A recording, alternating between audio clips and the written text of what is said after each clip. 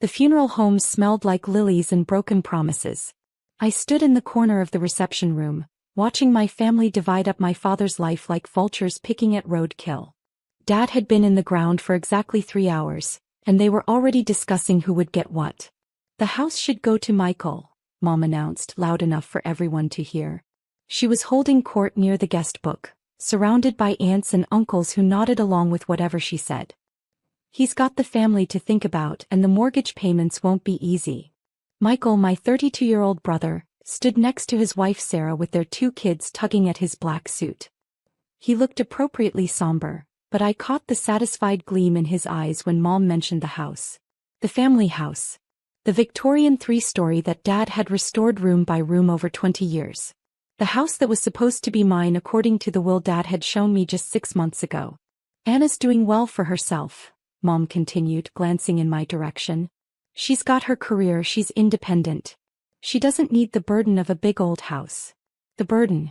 That's what she called the 3-bedroom home in the historic district that was currently worth $450,000.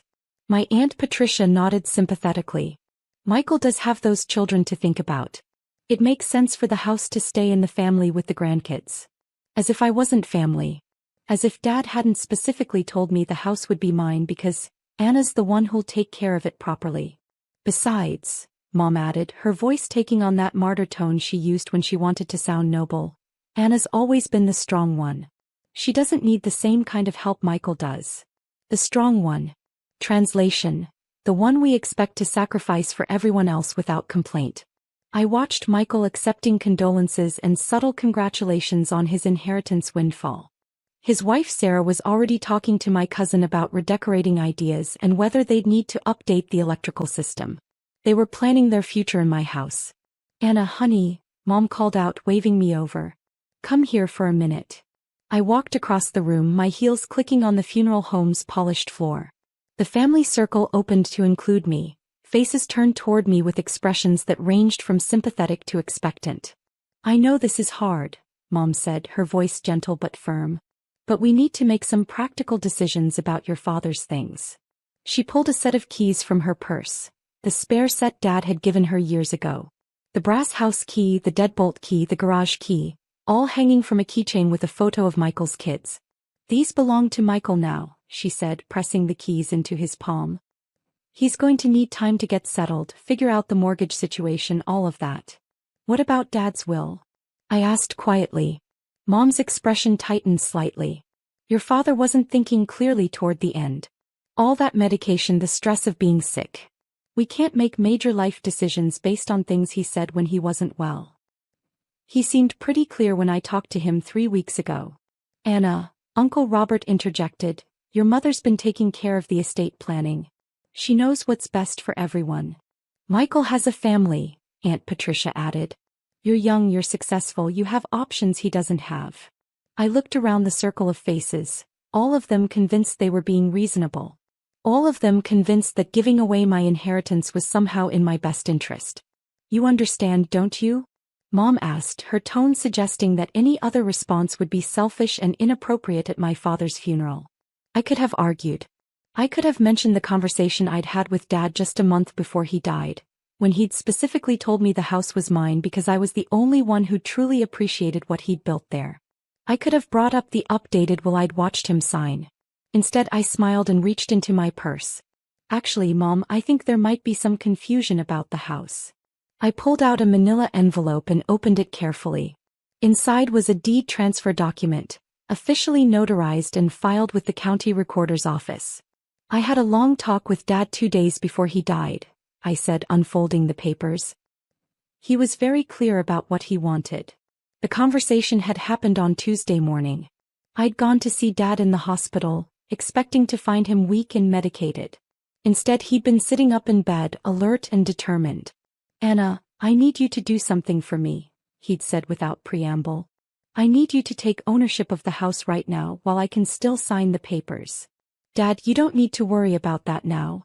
Yes, I do. His voice was stronger than it had been in weeks. Your mother's been talking about Michael needing the house, about how you don't need the help. She's going to try to override the will. I'd stared at him. Can she do that? If she contests it, if she gets Michael and everyone else on her side, it could tie things up in probate for years. And you know how these family fights go. You'd spend more on lawyers than the house is worth. Dad had already arranged everything. His lawyer was waiting in the hospital lobby with the deed transfer papers. All we needed to do was sign them and have them notarized by the hospital's notary public. This way the house is legally yours before I die, Dad explained. No will to contest, no probate to manipulate. It's just a simple property transfer between a father and daughter. What about Michael? What about Mom? Dad's expression hardened. Michael's 32 years old with a good job and a working wife. If he can't figure out his housing situation without taking yours, that's his problem. But Mom will be furious. Your mother's been managing this family's money and property for 40 years. She's forgotten that some things aren't hers to manage. We'd signed the papers that afternoon. Dad had insisted on paying the transfer fees and recording costs himself, writing a check from his personal account that couldn't be disputed or reversed. I'm tired of watching you get pushed around by people who think your success means you don't deserve help, he'd said. This house is yours. Take care of it. Now, standing in the funeral home, I watched my family's faces change as they realized what the papers in my hands meant. This is a deed transfer, I said calmly. Dad signed the house over to me on Tuesday. It's already been filed with the county. Mom snatched the papers from my hands, her eyes scanning the legal language. Her face went pale, then red, then pale again. This can't be legal, she said. He was medicated, he wasn't thinking clearly. He was completely lucid, I said. The hospital notary can verify that. So can his lawyer who prepared the documents. Michael finally found his voice. You can't just take the house. We already made plans. You made plans for my house without asking me. It's the family house, Sarah said, her voice rising. It should stay with the family. I am family. You know what I mean, she snapped. With the children. With the people who need it. I looked at Sarah, 29 years old, employed full-time as a dental hygienist, married to a man with a steady income in construction management. They lived in a perfectly nice 3-bedroom ranch house that they'd bought 2 years ago. Why exactly do you need my father's house more than I do? We're growing out of our place, Michael said. With the kids getting older, we need more space. So buy a bigger house. We can't afford a bigger house in this market. But you can afford the mortgage payments on a $450,000 Victorian? Michael looked uncomfortable. We figured we'd pay it off with Mom's help. Of course. Mom would help Michael with mortgage payments on my house while expecting me to figure out my own housing situation independently. This is ridiculous, Mom said, waving the deed papers. I don't care what these say. That house has been in this family for 23 years. You can't just steal it. I didn't steal anything. Dad gave it to me. Your father wasn't competent to make that decision. Are you planning to have his mental capacity legally challenged? I asked. Because that would require proving he was incompetent when he signed these papers. Which would also invalidate every other legal document he signed during that time period, including his medical directives and the updates to his will. Mom's mouth opened and closed without sound. Plus, I continued, the hospital has documentation of his mental status assessments. He was evaluated by 2 different doctors on Tuesday morning and determined to be fully competent to make medical and legal decisions. I'd made sure of that. Dad had insisted on the mental competency evaluation before signing anything, specifically to prevent this exact challenge. Uncle Robert tried to play peacemaker. Anna, maybe we can work something out. Maybe you could sell the house to Michael at a family discount. Why would I do that? Because it's the right thing to do. Because family takes care of family. I looked around the room at these people who'd spent my entire adult life expecting me to be the giver, the helper, the one who sacrificed her own needs for everyone else's benefit. Where was this family takes care family energy when I was working 3 jobs to put myself through graduate school? Silence. Where was it when I was driving 4 hours every weekend for 2 years to help take care of Dad while Michael was too busy with the kids? More silence. Where was it when I spent my entire savings account helping with Dad's medical expenses that insurance didn't cover? Mom found her voice. That's different. How is it different? You were in a position to help. You had a good job savings. And now Michael's in a position to help himself. He has a good job and a working wife. Why can't he save up for a bigger house like everyone else? Because it's expensive and the market is expensive for everyone, including me. I took the deed papers back from Mom and returned them to my purse. The house is mine. Dad wanted me to have it and he made sure I got it legally and clearly. If anyone has a problem with that, you can take it up with the county recorder's office. This is going to tear the family apart, Aunt Patricia said dramatically. The family was already torn apart the moment you all decided I didn't deserve my own inheritance. That's not what we decided, Mom protested. Really? Then what did you decide? She couldn't answer. Michael stepped forward, his face flushed with anger and embarrassment. Fine. Keep your precious house. But don't expect any help from us when you need it. I almost laughed. When have I ever gotten help from this family when I needed it? We've always been there for you. Name one time. He couldn't. Name one time anyone in this room offered me financial help, emotional support, or even just basic consideration without me having to ask for it first. The silence stretched uncomfortably long. But you've all been there with your hands out when you needed something from me. Money for Michael's down payment. Money for Mom's car repairs. Money for Dad's medical bills.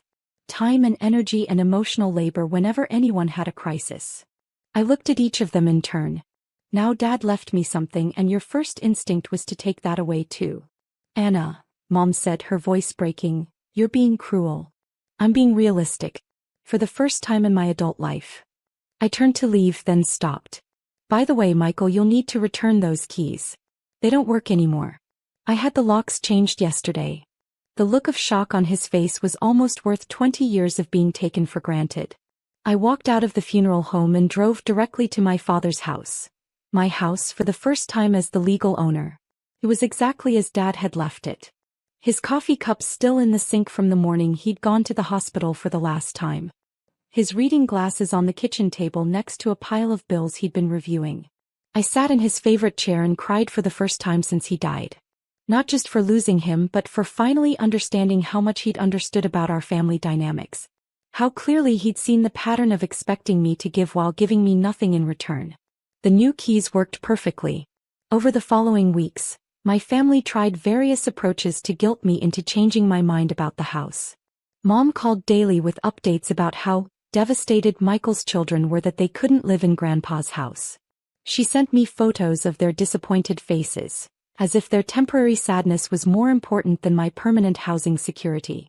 Michael's wife Sarah left voicemails explaining how unfair it was that I got to benefit from Dad's hard work when their children would remember this house forever from visits with Grandpa.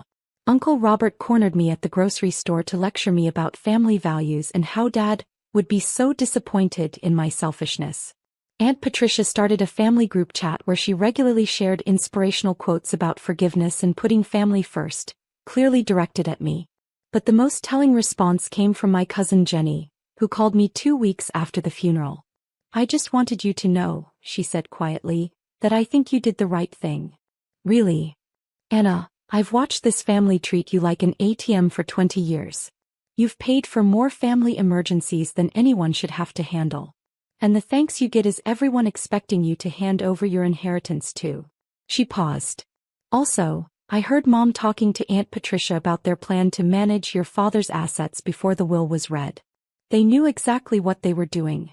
That explained the speed and coordination of the key passing ceremony at the funeral. They'd planned it in advance, expecting me to be too grief-stricken and socially pressured to object. 3 months after Dad's death, Michael and Sarah put their house on the market and bought a larger home in a different school district. Apparently, they'd had financing options all along. They just preferred the idea of getting my house for free. Mom gradually stopped calling about the mistake I'd made.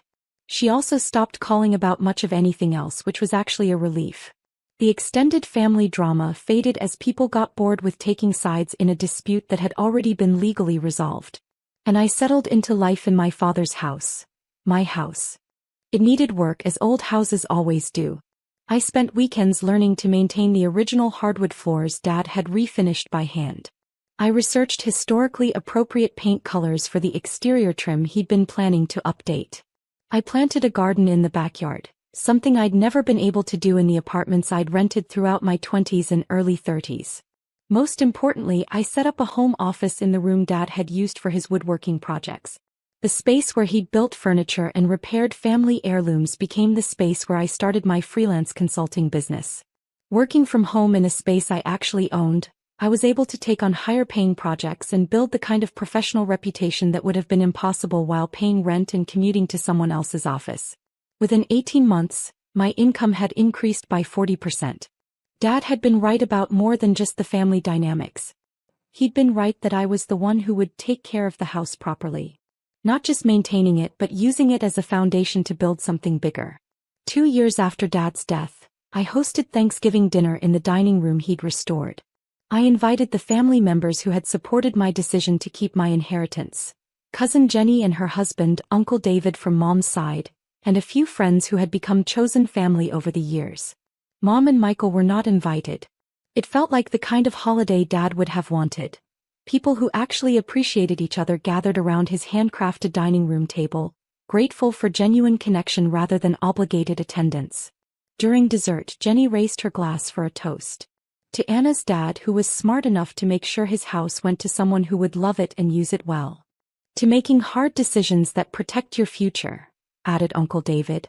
To knowing the difference between family and relatives, I said, looking around the table at people who had chosen to support me rather than pressure me to give up what was rightfully mine. The house felt full in a way it never had during the obligatory family gatherings of my childhood, when everyone was present but nobody really wanted to be there. That night, as I cleaned up in the kitchen Dad had renovated, I found myself thinking about the deed transfer we'd signed in the hospital. "Thank you," I said out loud, not sure if I was talking to Dad or to myself. For the first time in my life, I had something that was completely mine. Something nobody could guilt me into sharing, something nobody could take away by appealing to family obligation. The house wasn't just 4 walls and a roof. It was proof that I deserved to receive, not just give. It was evidence that my needs mattered as much as anyone else's. Most importantly, it was a foundation, literally and figuratively, for building a life based on what I wanted rather than what everyone else expected me to provide. Dad had seen what I couldn't see for myself. That sometimes the most generous thing you can do is refuse to let people take advantage of your generosity. The Victorian house stands solid and beautiful, just like he knew it would. Just like he knew I would once I stopped giving pieces of myself away to people who never intended to give anything back. Some inheritances are money or property. Mine was the permission to finally put myself first. It turned out to be worth far more than $450,000. Hi, I'm Amy. I'm a 32-year-old marketing manager living in Boston, and what I'm about to share still feels surreal. You won't believe how amazing Sarah is. Mike finally found the perfect woman. I told Jessica over coffee 3 years ago, back when my brother first introduced us to his fiancée. She seems sweet, but something feels off, Jessica said, stirring her latte. Come on, Jess, you're just being overprotective. Sarah's different. Oh, how wrong I was. The first red flag appeared just 2 months after their wedding. Emmy, sweetie, I have this super important client meeting. Could you watch the kids for a few hours? Sarah, I have a presentation in an hour. Please? I already dropped them off with your building's doorman. You're the best. That's how it started. Random drop-offs became weekly occurrences. Her 3 kids, Tommy, 8, Lisa, 6, and little Jake, 4, were adorable. But I never signed up to be their emergency babysitter. You're their aunt. Family helps family, Sarah would say whenever I protested, layering guilt into every word. During one of our weekly meetups at Tom's Cafe, I finally vented my frustrations. You need to set boundaries, Tom said, setting an extra muffin in front of me. I've tried, I groaned. But then she runs to Mike crying about how I'm refusing to help with family emergencies. That's manipulation, Amy, Jessica chimed in. And your brother's enabling her. Things only got worse when Sarah's mother, Karen, moved closer. They became a tag team of guilt and demands. A good sister-in-law would be grateful to spend time with her nieces and nephew. Karen scolded me at a family dinner. And in my day, I shot back. People asked before dumping responsibilities on others. Last week, I finally snapped. I put together a schedule, setting clear boundaries for when I could actually help. This is ridiculous, Sarah scoffed, tossing my carefully made schedule aside. We're family, not some business arrangement. Exactly, and that's why we need boundaries. I love the kids, but I have my own life. Your own life? She folded her arms. Please. All you do is work and hang out with Jessica and Tom. It's not like you have a husband or kids to worry about. That stung, but I stood my ground. My time is still valuable, Sarah. If you need me to watch the kids, I need at least 24 hours notice. She glared at me, pulling up her phone. You've changed, Amy. You used to be so helpful. No, Sarah. I just stopped letting you take advantage of my kindness. I thought that was the end of it. I had no idea things were about to escalate dramatically. 2 weeks later, at our weekly family dinner, Sarah beamed as she clinked her wine glass. Mike surprised me with a 2-week trip to Hawaii. Isn't that amazing? Everyone congratulated her, but I knew something was coming. Then she turned to me, smiling sweetly. And you'll get to spend some quality time with the kids while we're gone. I already told my boss you'd be watching them. The room fell silent. Jessica nearly choked on her wine. Tom stopped mid-bite. You did what? I placed my fork down slowly. Well, obviously, someone needs to watch them. You work from home, right? I stared at her, pulse pounding. Sarah, I can't take 2 weeks off. I have critical meetings, presentations, but we already booked the tickets. Sarah's voice rose in pitch, her eyes darting toward Mike. Tell her. My brother shifted uncomfortably. Amy, can't you help us out? Just this once. Just this once. My laugh was hollow. She dumps the kids on me weekly. Hire a proper babysitter. Sarah shot up from her chair. A stranger? With my babies? She turned dramatically. Karen, can you believe this? You're being very selfish. Amy, Karen chimed in from across the table, shaking her head. Family should come first. I have helped plenty, but 2 weeks is excessive. I have responsibilities. Sarah scoffed. Responsibilities? Then with a mocking laugh. Oh, you mean playing office all day while real mothers handle real work? That's enough. Tom's voice cut through the tension. Amy's career isn't a game. Sarah's head snapped toward him. Stay out of this, she spat, grabbing a knife from the table. You're part of the problem, always taking her side. Sarah, put the knife down, Jessica warned, pulling out her phone. Sarah sneered. Or what? You'll record me? Little Miss Perfect, always needing protection. I stood slowly, keeping my hands up. Let's talk about this calmly. Sarah's eyes darkened. I'll show you calm. Everything happened in slow motion. The knife left her hand, whizzing past my ear and embedding itself in the wall behind me. Jessica screamed. Tom lunged forward. Karen gasped. Oh my God. Sarah. Mike finally reacted, scrambling to his feet. What are you doing? Sarah was breathing hard, her hands shaking. She made me do it. She's always undermining me, making me look bad. Jessica was already dialing 911. Are you insane? Sarah shrieked. Don't you dare call the police. Mike snatched Jessica's phone. Amy provoked her. Tom's voice was incredulous. By refusing to babysit? Get out. Sarah screamed. All of you, get out of my house. The next morning, despite Karen's tearful calls and Mike's angry texts, I filed a police report. She could have killed you, Tom said grimly as he walked me into the station. Hours later, Karen's Facebook post appeared. Heartbroken. How money and career corrupt family values. Some people forget blood is thicker than water. Pray for my daughter-in-law Sarah, victim of cruel sister-in-law jealousy. The comments flooded in. Poor Sarah. Some women are just bitter. Families should stick together. Jessica screenshot everything. Evidence, she said grimly. This isn't over. She was right. But none of us expected what came next. Tom slid a folder across the cafe table. My friend at the PI firm found something interesting. I flipped through the pages, my hands starting to shake. Police reports, workplace incidents, restraining orders. 3 different jobs in 2 years, each ending in a mutual separation agreement.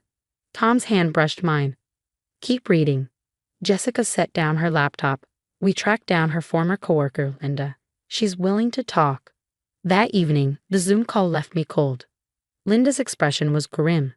Sarah threw a stapler at our supervisor. The company buried it to avoid bad press. I quit the next day. Did anyone file charges? I asked. Linda hesitated. The supervisor was too scared. Sarah's mother, Karen, she's got connections, makes things disappear. Days later, Jessica's a friend made another discovery. Look at these credit card statements. She pointed at her screen. 7 cards. Maxed out. Over $100,000 in debt, all hidden from Mike. How did she keep this from him? Separate mailing address. Her mother's house. My phone buzzed. Another text from Sarah. You'll regret this. Nobody believes the bitter single sister. Screenshot everything, Tom advised. His hand rested lightly on my shoulder. Amy, I need to tell you something. I've cared about you for a long time. Seeing you go through this. Before he could finish, my phone rang. Sarah's current workplace. Miss Walker, we're investigating an incident involving Sarah. Multiple employees have come forward after hearing about your police report. That afternoon, social media exploded. Karen's damage control backfired spectacularly. Sarah's always been misunderstood, she posted. These allegations are from jealous coworkers. Linda commented almost immediately. Misunderstood. Like when she threatened to push Jan down the stairs. Then more flooded in. She threw hot coffee at our intern. Remember the parking lot incident? Karen paid off my medical bills to keep quiet. Each revelation cracked the wall of silence. Tom held me as I processed it all. You're not crazy, Amy. You never were. All those times she made me doubt myself. I exhaled. She's good at manipulation. But it's ending now. Sarah's work finally took action after security footage leaked. Jessica smirked. She's on administrative leave. The investigation is official. Mike's name flashed on my phone. For once, I let it ring. You don't owe him answers, Tom said softly. You don't owe any of them anything. I nodded. I just can't believe I never saw it before. Abusers are clever. Tom's fingers laced through mine, but they always slip up eventually. That evening, as Sarah's carefully crafted image crumbled, I felt no joy, just relief. The truth was finally coming out. We're not done, Jessica warned. Karen's still trying to spin this. I leaned into Tom's embrace. Let her try. A notification popped up. Sarah's company. We are launching a full investigation into multiple serious allegations. The house of cards was falling, and I was finally free. 6 months later. 6 months in county jail, Tom read from the court document, plus 5 years probation. The courtroom emptied slowly. Sarah's face was ashen as they led her away, her designer outfit replaced by handcuffs. Don't let them take me. Mike, do something, she screamed. But Mike stood frozen, clutching papers from their divorce attorney. Evidence of $200,000 missing from their joint accounts. How could you? Mike's voice was raw as he confronted Karen in the courtroom hallway. Our savings. The kids' college funds. Karen clutched her purse, her face pale. This is a mistake. My daughter would never. Linda spoke up from the gallery. Would never what? Throw a knife? Assault coworkers? Karen flinched, but the judge's words still echoed in my mind. A pattern of violent behavior, financial fraud, a risk to society. That evening, my phone buzzed with messages from family members. We had no idea Karen covered up so much. I can't believe we blamed you, Amy. Sarah fooled us all. I silenced my phone. Not tonight. Instead, I focused on the dinner celebration with Tom and Jessica. To your promotion, Tom raised his glass. Head of digital marketing. And to karma. Jessica smirked, clinking her glass against mine. To new beginnings, I added, squeezing Tom's hand. The custody hearing had been brutal. Sarah's history of violence, the financial fraud, the documented outbursts. It all came out. Primary custody awarded to the father, the judge ruled. Supervised visitation only upon release and completion of anger management. Karen's reputation crumbled. More family members cut contact. Even her own sister publicly denounced her. Enabling abuse isn't love, she wrote. You help destroy lives. Mike appeared at my office one afternoon looking haggard. Amy, I'm so sorry. I should have believed you. I met his eyes. Yes, you should have. He exhaled, rubbing his face. The kids miss their aunt. I softened, but only slightly. Mike, I love those kids, but I need time. A lot of time. He nodded, understanding finally settling in his eyes. Tom moved in last month. His cafe now supplies our office's catering, where I just got promoted to director. Remember when Sarah said you just played office? Jessica laughed over our weekly coffee meetup. Now she's learning real consequences, Linda added, having become a close friend. The restraining order arrived yesterday. 5 years. Protecting me. Tom, Jessica. Sarah's face in court when her past victims testified. Priceless. Karen still posts occasionally. A mother's love knows no bounds, fighting this injustice. But now, people respond with newspaper clippings. Sarah's crimes, workplace violence reports, court documents. The truth won. Not through revenge, through justice. Yesterday, I visited the kids. Mike's new girlfriend, a kind kindergarten teacher, welcomed me. She actually asked before making plans. Later that night, Tom and I watched the sunset from our balcony. Sometimes bad things lead to good endings, he mused. I smiled. Not endings, new beginnings. Sarah has 5 more months in jail. Karen lost her social standing. But me? I'm thriving. Sometimes the best revenge is simply living well. And boy, am I living well. What would you do if you were Amy? When Mike came to apologize, would you give him another chance? Or would you maintain strong boundaries, even if it meant losing contact with your nieces and nephew? Share your thoughts in the comments below. And if you've ever had to make tough choices about toxic family members, your story might help someone else.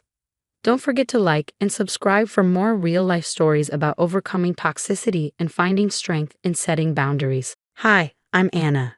My life changed fast when my dad married Emma's mom. I was 12, she was 14. At first, everything was great, better than I expected. Emma would braid my hair, help me with my math homework, and we'd spend hours watching ridiculous reality shows together. Even my best friend, Maya, was jealous. You lucked out, she'd say. I wish I had a cool stepsister. But things shifted when we hit high school. Subtle at first, so subtle even Maya didn't notice. But my boyfriend Derek did. One Friday morning, Emma popped her head into my room. Can I borrow your new sweater for my date? I hesitated. I had saved for months to buy that sweater, but she was my sister, right? Sure, I said. Just, please be careful with it. She came home at night with a giant coffee stain down the front. Oops, she said, barely glancing at it. Accidents happen. Hey, you can totally cover it with a scarf. Then there was my sweet 16. Dad and my stepmom let me invite 30 people to a fancy restaurant downtown. Emma even helped plan it. I thought that was sweet, until the night before, when I overheard her on the phone. Yeah, Hannah's thing is at 7, but why don't we meet up at 6? There's a way better place next door. No one cool is going to her party anyway. She had planned her own dinner at the same time. Half my guests never even made it to my party. When I confronted her, she just laughed. Don't be so sensitive. People just wanted to grab a quick bite first. Not everything is about you, Anna. Maya was furious. She's jealous, she said the next day at lunch. You're getting better grades, you made the dance team, and let's be real. Derek asked you out even though she was totally into him. I didn't want to believe it. Emma was my sister. Sure, we had our differences, but that was normal, right? Then college acceptance letters came. I got into my dream school. Emma didn't. For the next week, she told everyone I only got in because the school had to fill their charity quota. Derek urged me to stand up to her. You can't let her keep treating you like this, he said during one of our coffee dates. But I kept making excuses. She was stressed. She was going through a rough breakup. She didn't really mean it. I just wanted peace in our blended family. Then, in senior year of college, everything shifted. Emma got engaged to a guy named James after 6 months of dating. One evening, as I sat in my dorm with Maya, Emma's name flashed on my phone. She was grinning when I answered. Anna, you won't believe it. I'm getting married, and I want you to be my maid of honor. Maya rolled her eyes behind my phone, but I forced a smile. Wow, that's amazing. Are you sure you want me? Of course, you're my sister. Plus, all my closest friends are fighting over who gets to be bridesmaids. This way, I don't have to pick sides. And you're so good at organizing things. After the call, Maya didn't hold back. She just doesn't want to deal with the drama of picking between her actual friends. You know that, right? Maybe she genuinely wants to include me, I argued. Like she included you in her graduation party planning? Maya shot back. The one where she told you the wrong date. That was different, I said. She told me her mom mixed up the dates. Maya grabbed my shoulders. Anna, she posted the right date on social media 3 weeks before. I saw it. She knew exactly what she was doing. The dress fitting should have been my first clue. Emma had picked matching dresses for all the bridesmaids except mine. Oh no, she gasped dramatically at the boutique. They must have mixed up your measurements. The sample size should have fit you perfectly. The seamstress frowned, flipping through her notes. Miss, you specifically requested this size when you called last week. Emma blinked innocently. There must be some mistake. Anna, maybe try a green juice cleanse before the wedding. I hear they work wonders. Later that week, I met Derek for lunch. He stirred his coffee, frowning. She's doing it again. I sighed. Doing what? Remember homecoming? When she told everyone you couldn't afford a ticket, so they should donate to help you? I clenched my jaw. Even after I showed them my pre-purchased ticket, some people still believed her. Exactly, and now she's trying to make you look bad at her wedding. He set down his cup. Maya told me about the dress incident. I don't want to cause drama, I muttered. It's her wedding. It's not drama to stand up for yourself, Derek said firmly. Look, yesterday I overheard her telling the bridesmaids they didn't need to get you a wedding party gift because, in her words, Anna's not really part of the traditional wedding party. She's only doing it as a favor to me. I picked at my sandwich. Maybe she meant it in a nice way. Anna, Derek sighed. Stop making excuses for her. Real sisters don't treat each other like this. My sisters fight all the time, but they would never deliberately humiliate me. The wedding rehearsal dinner came too fast. Emma had been oddly quiet all week, almost nice. She kept talking about the reception, the special moments she had planned. I let myself hope. Maybe despite everything, we could finally be real sisters. The wedding, the reception was in full swing. Emma was a vision in white, and James couldn't stop smiling at her. At the head table, I sat between Maya and Derek, watching as she stood for her speech. I want to thank everyone for being here today, she began, voice honey sweet. Especially my beautiful family. Mom, thank you for always being there. And to my stepdad, thank you for bringing so much joy into our lives. Then she turned to me. Her smile didn't reach her eyes. And Anna, my dear stepsister. You know, a lot of people here don't know your story. They don't know that you're actually adopted. The room fell silent. My heart stopped. Dad's fork clattered against his plate. Emma pressed a hand to her chest, the perfect picture of innocence. I remember when Dad told me last month. He thought I already knew. Can you believe that? Apparently, your birth mother left you at the hospital, and my stepdad adopted you before he met your first stepmom. Maya gripped my hand under the table. Anna, we can leave. Right now. But I was frozen. Emma's voice carried through the hushed reception hall. I just think it's beautiful how you found a family that wanted you. And now you have a sister too. I mean, not by blood, obviously, but family is more than blood, right? Derek shot to his feet. That's enough, Emma. She blinked at him. What? I'm celebrating our family. Anna, why do you look so upset? Oh my gosh. Was it a secret? Did you not tell James's family? She gasped theatrically. Did I just ruin a surprise? Dad finally found his voice. I must stop this, now. But Daddy, she pouted, I just wanted everyone to know how special Anna is to us. How we chose her to be part of our family. James's mother spoke up hesitantly. Emma, dear, perhaps this isn't the appropriate time. Emma flipped her hair. It's the perfect time. We're all family here. Anna, don't you want people to know your story? About how brave you were? Being abandoned and all. It's inspiring. My voice finally returned, hoarse and quiet. I didn't know. The air turned heavier. Emma's expression flickered, just for a second, before she recovered. What do you mean you didn't know? She asked, Fox concern masking her satisfaction. I swallowed hard. I didn't know I was adopted. Gasps rippled through the crowd. Dad stood, his face pale. Anna, I was waiting for the right time. I wanted to tell you privately, not like this. When Dad, my voice cracked. Another 22 years. Emma placed a hand over her mouth in exaggerated horror. Oh no, Did I just ruin a surprise? She turned to the guests. I feel terrible. Maya slammed her napkin on the table. No, you don't. You planned this whole thing. Emma's eyes flashed. It's my wedding day. I was trying to share a beautiful family moment. But James was staring at her like he'd never seen her before. His mother had a hand over her mouth. The other guests looked anywhere but at me. I glanced at my dad, my stepmom, who refused to meet my gaze, and finally, at Emma, her triumph barely concealed beneath feigned innocence. Without a word, I stood. Derek and Maya followed. Dad called my name, but I didn't look back. I kept walking. Behind me, Emma's voice floated through the open doors, light and careless. I guess she's just sensitive about it. Should we cut the cake now? 3 months passed.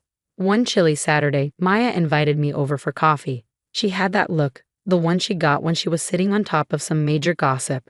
You won't believe what happened at the country club last weekend, she said, pouring me a cup. I raised an eyebrow. Emma drama. Oh, the best kind. Maya smirked. She tried to join James's mother's charity committee. I took a sip. Let me guess. She got in. Nope. Maya's grin widened. Mrs. Bennett straight up told her, I don't think you'd be a good fit for our organization. We value discretion and compassion. I nearly choked on my coffee. Seriously? Oh yeah. Emma threw a full-blown tantrum in the middle of the dining room. Started crying about how everyone's been so mean to her since the wedding. How she was just trying to share a beautiful family story. I sighed. Classic Emma. But here's the best part. Maya leaned in. James's cousin was there, and she told Emma, the only story you shared was how cruel you can be to your own sister. I stirred my coffee slowly. Dad said she's been calling him constantly, complaining that James's family is freezing her out. Can you blame them? Maya scoffed. They saw who she really is. No more playing the perfect daughter-in-law. I hesitated, then asked, and James? Maya sat back. Derek ran into him at the gym. Apparently, he's starting to see through her act. She tried to twist the wedding story, make herself look like the victim. But he remembered how she practiced that speech beforehand. She kept refining it to sound more innocently cruel. Those were his exact words. I exhaled slowly. Karma's catching up to her. Maya beamed. Oh, it gets better. Did you hear about her job? I shook my head. What happened? She got passed over for that big promotion she wanted. Turns out her boss's daughter is adopted. And when he heard about the wedding incident from another employee, he decided Emma wasn't exactly leadership material. I blinked. Wow. Maya shrugged. Actions have consequences. I leaned back in my chair. I haven't spoken to her since that night. Good. Maya took a sip of her coffee, then smirked. Not that she isn't talking about you. She's been telling anyone who'll listen that you're the one being dramatic. I sighed. Of course. Too bad for her. Maya's eyes sparkled. The video exists. I frowned. Video? Maya grinned. James's teenage cousin recorded the whole speech for social media. She posted it with the caption, How Not to Give a Wedding Toast. It got shared in a few wedding shaming groups. Emma's been getting dragged online by complete strangers. I almost felt bad for her. Almost. Maya saw the hesitation on my face and shook her head. Don't. She did this to herself. No one told her to ambush you with your adoption story. No one made her turn your personal history into wedding entertainment. She chose that. All on her own. Maya was right. Emma's perfect little world was unraveling. Not because of anything I did, but because people finally saw her for who she really was. Her mask had slipped in front of the very people she was so desperate to impress, and no amount of fake tears or forced apologies could make them unsee it. Last I heard, she and James were in counseling. Her social circle had shrunk to just a handful of people, mostly the ones who were just as toxic as she was. And her new mother-in-law? She had uninvited Emma from the annual family vacation. I took another sip of coffee, warmth settling in my chest. Sometimes the best revenge isn't revenge at all. It's simply letting toxic people face the natural consequences of their own actions.